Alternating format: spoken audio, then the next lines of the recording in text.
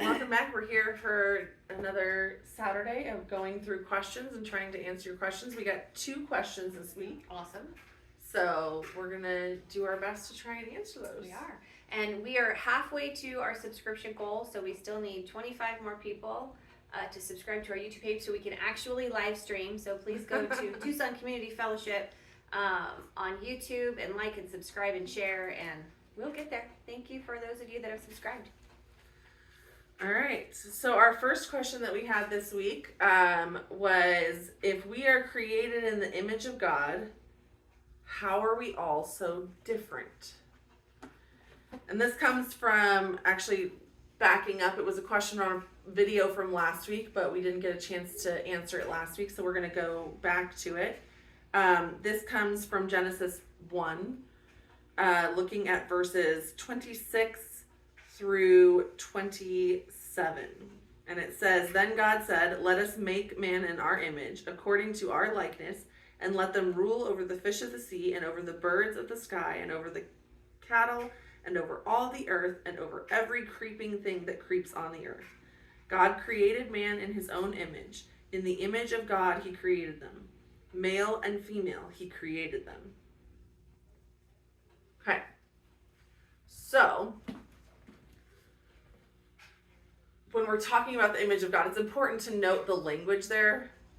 Right? It's let us make humans, and I know it says let us make man, but it's talking about humans, right? That's why it says male and female. Let us make humans in our likeness. Yep. In our image. So when we talk about image, we always think of like a physical image, like a picture. And so oftentimes we get stuck on that, like, oh, it's my physical appearance.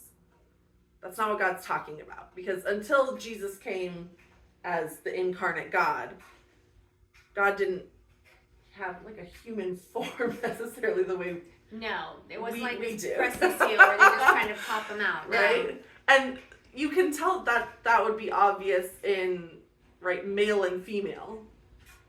Because the image of God, right, it's not talking about our physical form. Because again, Betsy and I don't look alike. You guys don't look like us. So if we were all created in the physical image of looking like God, then we would all look the same. It's important that we just establish that first, that it's not talking about your physical appearance. When it says in our likeness, it's talking about the state of our soul and the state of how we were created. So one of the things that we do a lot of times is you look at, well, how are human beings created differently than other creation? And what do human beings have that other parts of creation don't? Yeah, exactly. Our minds.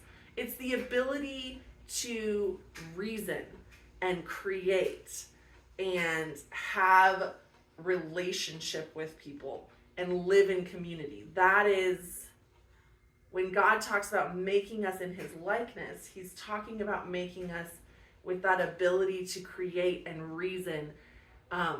There's also a lot of, if you go deep dive into this, And we started to a little bit ago, just and which I have done in some of my classes. If you deep dive into this, a lot of scholars, like Bible scholars, will talk about that one of the things that make humans unique is that ability to reason, is that ability to create and to think logically. It's also that we are made with freedom and free will, right? And we are made with the ability, with that logic, to choose relationship with God, to choose relationship with other people. Now, ideally, when God made us, it was to have perfect and open relationship. But, sin kind of flubbed that up for us. It did. And I think that the point that you're making that just came to me is we have the ability, unlike animals, let's put it out there, to choose other than our nature. Yes. So when a predator is hungry, it's going to attack. We can choose to do that or not. We have the ability to make a different moral decision than just allowing our natural instincts. And our natural instincts, because sin entered the world, are evil. But we have the ability, because of the Spirit within us, because God's image within us and his characteristics within us, to choose other than. And I think that that's an important thing too. Yeah. So when it talks about being made in the likeness of God, that's what it's talking about. It's talking about our spiritual state and our ability to think and reason and choose. And so, we're all going to have different personalities. We're all going to have different physical appearances, right?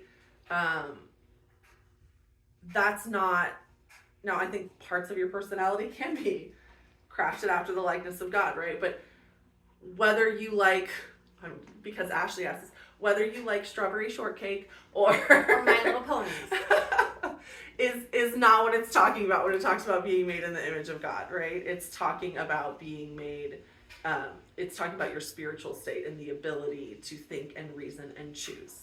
Awesome. Thank you for the question, Ashley. Which leads us to our next question, which is also from Ashley. And so this question, is Lamech saying whoever kills him will be forever punished by what he says 77 times? So I'm going to read, and this is Genesis 4, verses 23 and 24.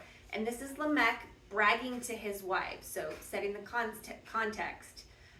One day Lamech said to his wives, Ada and Zillah, hear my voice.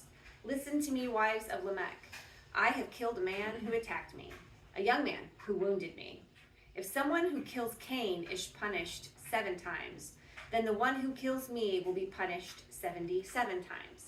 So I want a clear picture here. This is not Lamech claiming that if somebody harms him, God is going to punish him that much worse. That's not what it's saying. Lamech is saying, my vengeance is so strong that if someone even hurts me, I will pour out vengeance on them, way worse than what God was going to do for Cain.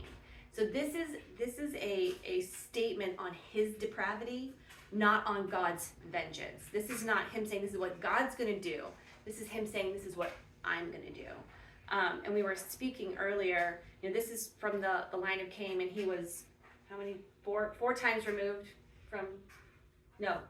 3 Yeah, times. 7. Oh, I think it was 7, actually. Anyway, he's multiple times removed through the line of Cain. And it's also a statement of, generational curses. This vengeance is passed down, and it's gotten more and more severe with subsequent generations. But I think that it's also noteworthy to say that it's also the line of Noah.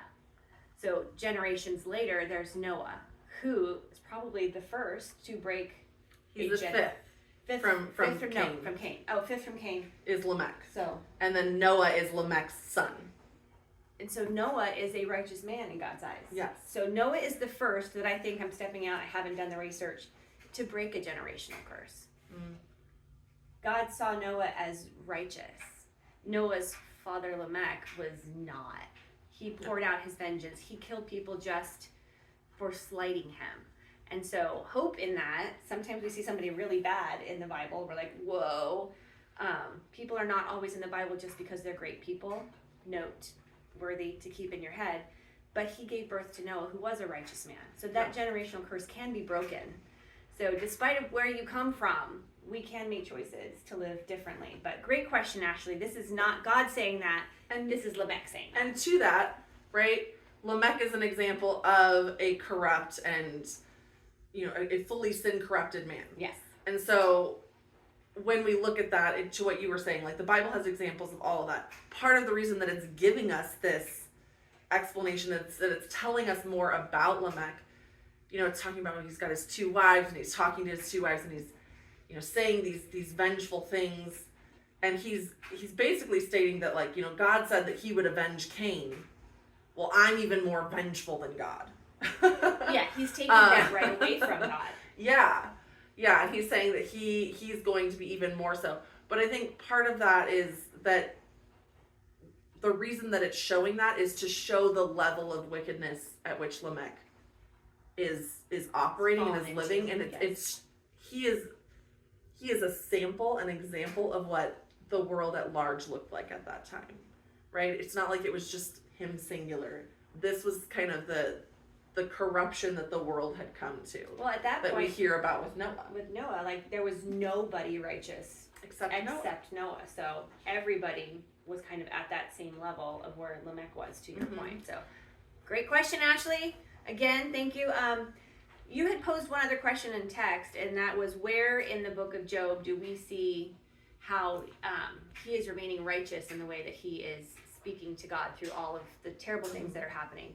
And there isn't any one verse that you can point to because it's throughout. But again, I want to emphasize, Job was righteous, but he was not perfect. No. And he did complain to God, and he did curse the day that he was born, and he did curse the things that happened to him, but he did not curse God. It's okay for us to ask why. It's okay for us to say, hey, I don't understand. This is hard. This hurts. Please explain to me. Yeah. That God doesn't have a problem with that. He wants us to bring those things to him. His righteousness was found in that he never blamed God. This was, he gave us the good stuff for us to, what's the word that I'm looking for that's now escaping? Like, we can't just take all the good. We have to take the good with the bad. Doesn't mean we have to like the bad, but we have to take the good with the bad. Yeah, and I this was something that's going to come later in our Names of God study, but Yeah. one of the things that, one of the names that we're going to talk about when in a few weeks when I preach is El Shaddai, which is God Almighty. The God who is in control of everything, the God who is above everything, right? And we'll look at that. But one of the things that's interesting to note as we go through Job is that is where that name of God is used the most. All throughout Job, he's continually referring to him as El Shaddai, God Almighty, God Almighty. He's complaining, he's angry, he's frustrated. But he's still El Shaddai. But it's God Almighty. And so that's where we see the righteousness. Yes. Thank you for the comments and questions. Keep them coming. Share, like, subscribe, and we will see you next week. See ya. Bye.